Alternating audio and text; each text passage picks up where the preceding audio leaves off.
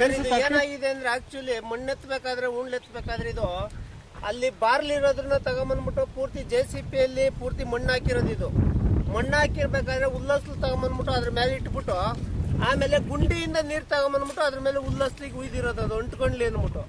ಅದಕ್ಕೆ ಮೊನ್ನೆ ಮಳೆ ಬಿದ್ದೆಲ್ಲ ಕರ್ಗೋಗಿದೆ. ಇದು ಲೆಕ್ಕದಲ್ಲಿ ಹೇಳ್ಬೇಕು ಅಂದ್ರೆ ನೋಡ್ರಿ, ಬಾರ್ಲು ಬಿಟ್ಟಿರೋದನ್ನೆಲ್ಲ ಕರೆಕ್ಟ್ ಆಗಿದೆ, ಮಣ್ಣಿರತ್ತಾಗೆಲ್ಲ ಚೆನ್ನಾಗಿದೆ, ಮಣ್ಣಿಲ್ದೇ ಇರತ್ತಾಗೆಲ್ಲ ಕರ್ಗೋಗಿ ಬಿದ್ದೋಗಿದೆ. ಅದು ಕ್ಯಾಶ್ ತಗೊಂಡಿದ್ದಾರೆ. ಇಟ್ಕೆ ಗುಡ ಹತ್ರ 600 ರೂಪಾಯಿ ಟ್ರಿಪ್ಪರ್. ನಂಗೆ ನಮ್ಮ ಇಟ್ಕೆ ಗುಡ್ಗಳಲ್ಲೇನೆ 600 ರೂಪಾಯಿಗೆ ಒಂದು ಲೋಡಿಗೆ ಮಣ್ಣು ತಗೊಂಡಿದ್ದಾರೆ. ಇದರಲ್ಲಿ ಬಿಲ್ಲು ಕ್ಯಾಶ್ ಬಿಲ್ ಆಗಿದೆ. ಇಲ್ಲಿ 12 ಲಕ್ಷ ರೂಪಾಯಿ ಏನು ಕೆರೆಗೆ ವರ್ಕೌಟ್ ಆಗಿತ್ತು, ಅದು 12 ಲಕ್ಷನೂ ತಗೊಂಡಿದ್ದಾರೆ. ಪ್ಲಸ್ ಇಟ್ಕೆ ಗುಡಲ್ಲಿ ದುಡ್ಡು ತಗೊಂಡಿದ್ದಾರೆ ಅಮೌಂಟ್.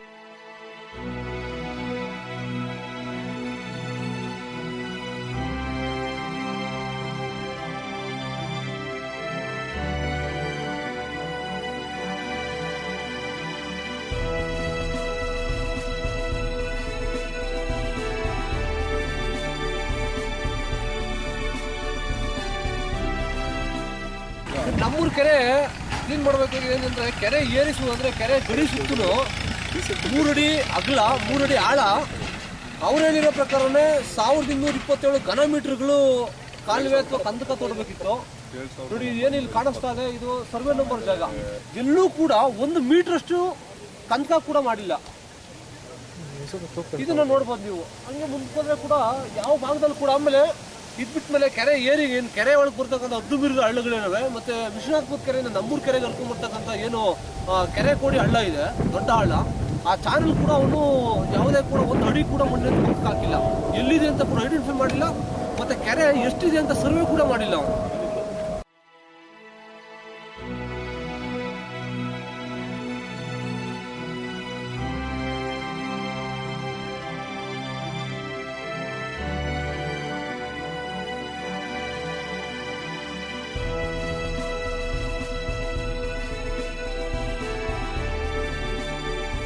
ಕರ್ತನಮಲೆ ಕೆರೆಯಲ್ಲಿ ಕಾಮಗಾರಿ ಕೆಲಸ ಮಾಡಿದ್ರು. ಏನಂತ ಮಾಡಿದ್ದಾರೆ ಅಂತ ಯಾರ ರೈತರಿಗೂ ಏನು ಗೊತ್ತಾಗಿಲ್ಲ. ಅಕ್ಲಾಯದಾಗ ದುಡ್ಡು ಸರ್ಕಾರದಿಂದ ಕೊಟ್ಟವ್ರೆ, ತಿಂದಾಕ್ಯವ್ರೆ, ಆಫೀಸ್ಗಳಾಗವ್ರೆ, ಅಷ್ಟು ಬಿಟ್ರೆ ನೋಡಿ ಇಂಥ ಇಸ್ನಾಪುರ ಕೆರೆಯಿಂದ ಬರ್ತಕ್ಕಂಥ ರಾಜಗಾಲನ್ನ ತೆಗ್ದಿದ್ದೀವಿ ಅಂತ ಬಿಲ್ ಮಾಡಿಸಿದ್ದಾರೆ. ಯಾವುದೇ ರೀತಿಯಾಗಿನೂ ಕಾಲುವೆ ತೆಗ್ದಿಲ್ಲ. ಇಲ್ಲ ಹಂಗೂ ನಿಮಗೆ ಸೈಂಟಿಸ್ಟ್ ಪ್ರಕಾರ ಗೊತ್ತಾಗಬೇಕು ಅಂತಂದ್ರೆ JCP ಓಡಾಡಿದೆ ಇಲ್ಲ ಅನ್ನೋದ್ರ ಬಗ್ಗೆ ನೀವೇ ಇದು ಸಾಕ್ಷಿ ಸಮೇತ ನೋಡ್ಬೋದು. ಯಾವುದೇ ರೀತಿಯಾದಂಥ ಕೆಲಸನ 10% ಅಲ್ಲಿ ಬರೀ 2.5% 3% ಅಷ್ಟು ಕೆಲಸ ಮಾಡಿದ್ದಾರೆ ಹೊರತಾಗಿ ಯಾವುದೇ ರೀತಿಯಾಗಿ ಯಾವುದೂ ಕೆಲಸನೂ ಪೂರೈಕೆ ಮಾಡಿಲ್ಲ ಇವರು.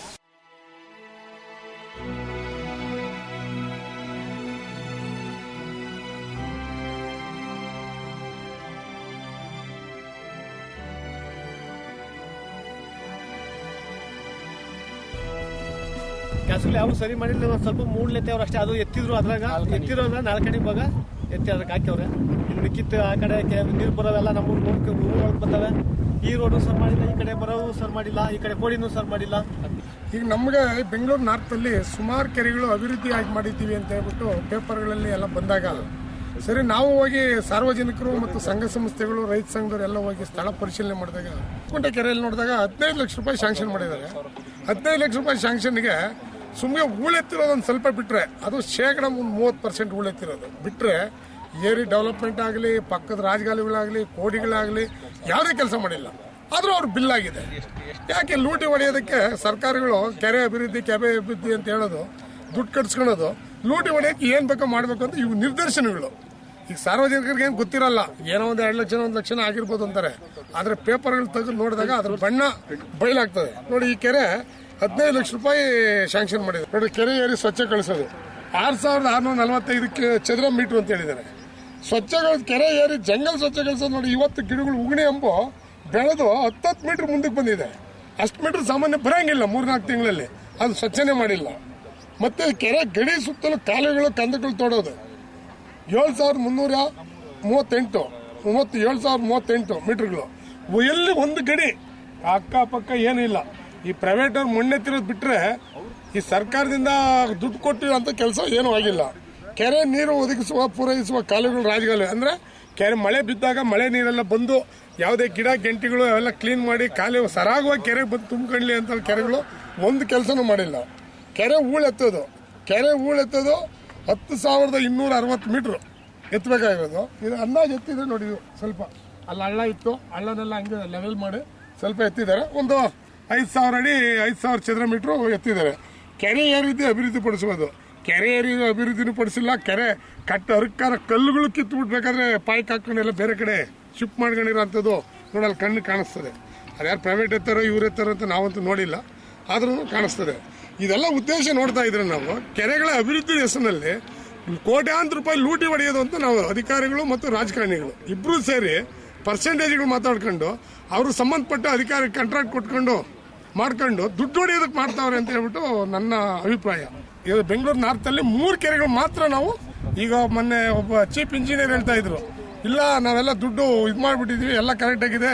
ಒಂದು CD ಕೊಡಕ್ಕೆ ಅವನು ತಿಂಗಳಾರ್ಗಟ್ಲೆ ಟೈಮ್ ತಗೊಂಡವನು. ಇದು ಯಾಕೆ ಸ್ವಾಮಿ ಇಂಥ ನ್ಯಾಯ ಬೇಕು? ಸಾರ್ವಜನಿಕರ ಆಸ್ತಿ ನೋಡಿಯೋಕ್ಕೆ, ಸಾರ್ವಜನಿಕರ ಹಣ ತಿನ್ನೋದಕ್ಕೆ ಇದು ಬೇಕಾ? ಇಂಥ ದುಡ್ಡು ತಿಂದು ಇವ್ರು ಎಷ್ಟು ಬದುಕಬೇಕು ಅಂತವ್ರೆ ಅಂತ ನನಗೆ ಅರ್ಥ ಆಗ್ತಾ ಇಲ್ಲ.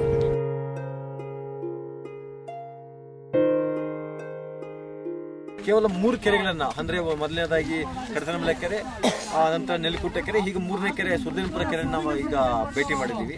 ಅಂದ್ರೆ ಇಲ್ಲಿ ಕೂಡ ನಾವು ಇದರಲ್ಲಿ ಕಾಮಗಾರಿಯಾಗಿರುವಂತ ಸ್ಥಳ ಪರಿಶೀಲನೆ ಮಾಡಿದ್ದೀವಿ. ನಮ್ಮದೇ ಆದ ನಮ್ಮ ಬಳಗದ ಸ್ನೇಹಿತರು ಕೂಡ ಟೇಪ್ ಅನ್ನ ಹಿಡಿದು ಅಳತೆನೂ ಕೂಡ ಮಾಡಿದ್ದಾರೆ. ಮತ್ತೆ ಬೇರೆ ಬೇರೆ ಅಲ್ಲಿನ ರೈತರು ಮತ್ತೆ ಆ ಗ್ರಾಮದ ಕೆಲವು ಯುವಕರನ್ನು ಕೂಡ ಈ ಸಂದರ್ಭದಲ್ಲಿ ಭೇಟಿ ಮಾಡಿ ಅವರು ಕೂಡ ಇವರನ್ನು ಬರ್ಕೊಂಡಿದ್ದೀವಿ. ಒಟ್ಟು ಇದು 4,60,00,000 ಕಾಮಗಾರಿ ಯೋಜನೆ ಆಗಿದ್ದು ಒಟ್ಟು 16 ಕೆರೆಗಳು.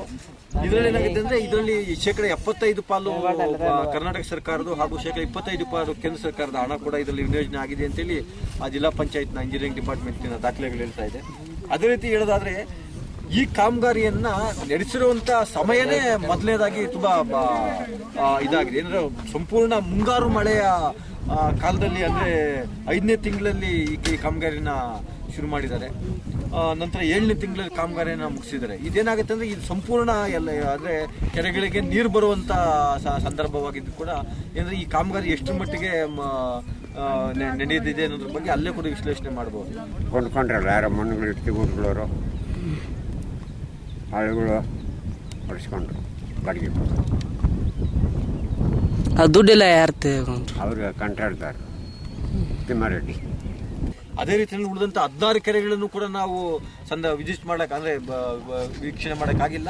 ಬರೀ 3 ಕೆರೆಗಳಲ್ಲೇ ಗೊತ್ತಾಗುತ್ತೆ 16 ಕೆರೆಗಳು ಏನಾಗಿದೆ ಅಂತೇಳಿ. ಇದೇ ರೀತಿಯ ಕಾಮಗಾರಿಗಳು ಭ್ರಷ್ಟಾಚಾರ ಮುಂದೆ ನಡೀತಾ ಹೋದ್ರೆ ಏನಾಗುತ್ತೆ, ನಮಗೆ ಅರ್ಕಾವತಿ ಪುನಶ್ಚೇತನ ಯಾವ ರೀತಿ ಆಗುತ್ತೆ ಅದನ್ನು ಕೂಡ ನಾವು ಊಹಿಸಬಹುದು. ಸರ್ಕಾರ ಈಗಾಗಲೇ ಒಂದು ದೊಡ್ಡ ಬೃಹತ್ ಯೋಜನೆಯನ್ನ ರೂಪಿಸ್ತಾ ಇದೆ. ಅರ್ಕಾವತಿ ನದಿಯನ್ನ ಪುನಶ್ಚೇತನಗೊಳಿಸಬೇಕು, ಅದಕ್ಕೋಸ್ಕರ ಒಂದು ಪ್ರಾಧಿಕಾರ ರಚನೆ ಮಾಡಬೇಕು ಅನ್ನೋ ಒಂದು ಇದನ್ನ ಕೂಡ ಮಾಡ್ತಾ ಇದೆ. ಬರೀ ಈ 3 ಕೆರೆಗಳನ್ನ ಮತ್ತು ಈ ರೀತಿ ಕಾಮಗಾರಿಗಳನ್ನ ವೀಕ್ಷಿಸಿದ್ರೆ ಗೊತ್ತಾಗುತ್ತೆ ಮುಂದೆ ಅರ್ಕಾವತಿ ಪುನಶ್ಚೇತನ ನದಿ ಯೋಜನೆ ಯಾವ ರೀತಿ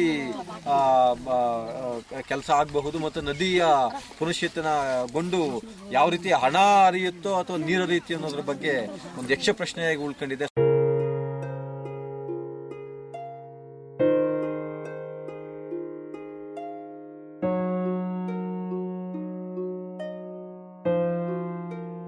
ಸುರ್ದೇನ್ಪುರ ಕೆರೆ ಅಭಿವೃದ್ಧಿ ಪಡಿಸ್ತೀವಿ ಅಂತೇಳಿ 20 ಲಕ್ಷ ಬಿಲ್ ಮಾಡಿದ್ದಾರೆ. ಇದರಲ್ಲಿ ಒಟ್ಟು ಸಾಕ್ಷಿ ಗುಟ್ಟೆ ಅಂತೇಳಿ ಏನು ಇವರು ಕೆರೆಯನ್ನು ಹೂಳೆತ್ತಬೇಕಾಗಿತ್ತು. ಇದರಲ್ಲಿ 15,660 ಘನ ಮೀಟರ್ ಹೂಳೆತ್ತಬೇಕಾಗಿತ್ತು. ಆ ಕಾರಣಕ್ಕಾಗಿ ಅಳತೆಗೋಸ್ಕರವಾಗಿ ಎಂಜಿನಿಯರ್ ಬಂದಾಗ ಅಳತೆ ಮಾಡೋಕ್ಕೆ ಅಂತೇಳಿ ಸಾಕ್ಷಿ ಗುಟ್ಟೆನ 18 ಗುಡ್ಡೆನ ಉಳಿಸಿದ್ದಾರೆ. ಈ 18 ಗುಡ್ಡೆಯಲ್ಲಿ 9 ಗುಡ್ಡೆ ಕ್ರಿಯೇಟ್ ಮಾಡಿರೋ ಗುಡ್ಡೆಗಳು ನೋಡಿ. ಈ ಗುಡ್ಡೆ ಇಲ್ಲಿ ಮತ್ತೆ ಹಳ್ಳ ಇತ್ತು. ಈ ಹಳ್ಳದ ಮೇಲೆ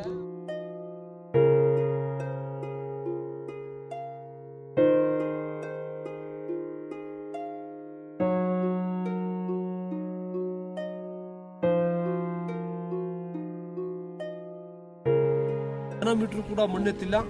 ಇದು 20 ಲಕ್ಷ ರೂಪಾಯಿ ಏನ್ ಮಾಡಿದ್ದಾರೆ, ದುಡ್ಡು ಹೊಡೆಯೋದಕ್ಕೋಸ್ಕರವಾಗಿ ಯೋಜನೆಗಳನ್ನ ಕ್ರಿಯೇಟ್ ಮಾಡಿ ಅದು ರೈತರಿಗೆ ಗೊತ್ತಿಲ್ಲದಾಗೆ ಒಂದೊಂದು ಕೆರೆ ಉಳಿತ ಮೂಲಕವಾಗಿ ಒಂದಷ್ಟು ದುಡ್ಡನ್ನ ಘೋಷಣೆ ಮಾಡ್ಕೊಂಡು ಅದು ಯಾರಿಗೂ ಕೂಡ ಗೊತ್ತಿಲ್ಲ ಇಷ್ಟೇ ಆಗಿದೆ ಅಂತಕ್ಕಂಥ ಅಮೌಂಟ್. ನಮ್ಮೂರು ಕೆರೆಗೆ 20 ಲಕ್ಷ ಬಂದಿದೆ ಅಂತಕ್ಕಂಥ ಯಾರಿಗೂ ಕೂಡ ಗೊತ್ತಿಲ್ಲ. ಕೇಳಿದ್ರೆ 2 ಲಕ್ಷ 3 ಲಕ್ಷ ಆಗಿದೆ ಅಷ್ಟೇ. ನಾವು ಮಾಡ್ತಕ್ಕಂಥದ್ದು ಕೆಲಸ ನಮ್ಗೆ ಇರ್ತಕ್ಕಂಥದ್ದು ಅಷ್ಟೇ ಅಂತ ಹೇಳ್ಕೊಂಡು ಕೆಲಸ ಮಾಡೋಗಿದ್ದಾರೆ. ಇವಾಗ ಹುನ್ನಾರ ಮಾಡಿ ದುಡ್ಡು ಹೊಡಿತಕ್ಕಂಥದಕ್ಕೆಲ್ಲ ಪ್ರೋಗ್ರೆಸಿವ್ ಆಗಿ ಮಾಡ್ತಾ ಇದ್ದಾರೆ ಕೆಲಸನ.